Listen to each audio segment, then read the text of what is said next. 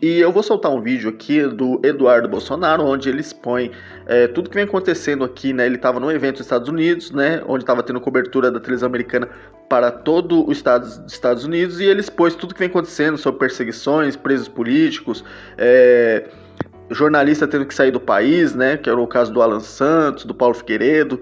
Ele jogou tudo que vem acontecendo no evento. Ele falou: fica até o final do vídeo para você conferir. Mas antes, não se esqueça de se inscrever no canal para receber nossas atualizações. Bom vídeo. Be here right after the next president of United States.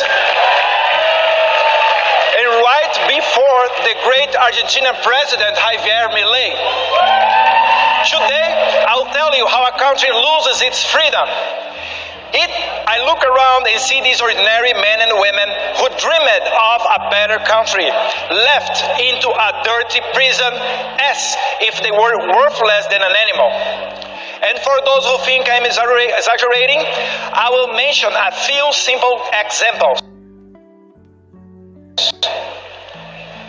You can take a look at the images. Felipe Martins, the President Bolsonaro's international advisor, like Jared Kushner, a brilliant young man in his studies with a promising future, imprisoned by a court of exception, accused of a coup d'etat never attempted or planned, and without hope of minimally fair treatment, as due process and broad defense no longer exist in Brazil.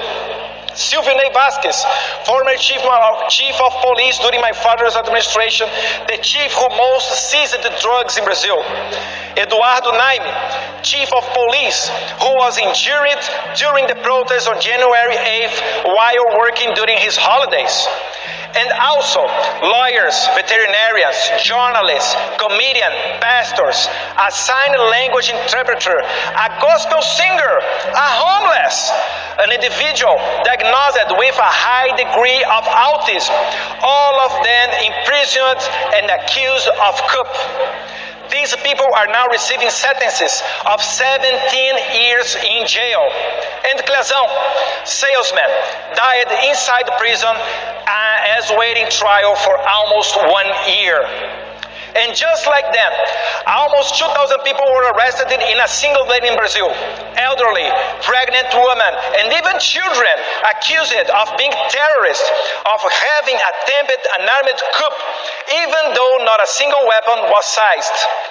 The totalitarian judicial system created the narrative with the help of the legacy media that these ordinary people were a threat to Brazilian state. And this climate of persecution expanded censoring and hunting critics of the current government. And under the excuse of preserving democracy that does not exist anymore, these selfless tyrants crush political opposition in the country. Today, even journalists are exiled in the United States, like Alan dos Santos, Rodrigo Constantino, and Paulo Figueiredo, who is here at CPAC and had a viewership similar to Tucker Carlson's when the regime forced them out. Their social media were taken down by orders of the court, their bank accounts frozen, and even their Brazilian passports have been cancelled by those same people they criticized. The only judge who dared to differ from the regime was fired. Ludmila Lins Grillo, who is also present here in the audience, had a similar fate. All of this is just a step towards the ultimate goal, to imprison my father, the former president, who dared to put the interest of Brazilian people first. My father is now prosecuted and slandered in the most varied ways, as in every tyranny, the limit of the ridiculous no longer exists, and even faces the accusation of having committed the terrible crime of disturbing a whale. Yes, this is not a joke. My father is criminally charged for passing by a whale on a jet ski through a complaint made by Lula da Silva's environmental minister. My friends, I conclude by making an appeal. Report what is happening in Brazil. Tomorrow, we will have 1 million people on the streets of São Paulo in support of President Bolsonaro. Make this image go all around the world. American congressmen, we ask for a hearing in your Congress. You are the leaders of the free world. Help us to expose this tyranny. It says my father often quotes in John 8:32. And you know the truth, and the truth will set you free.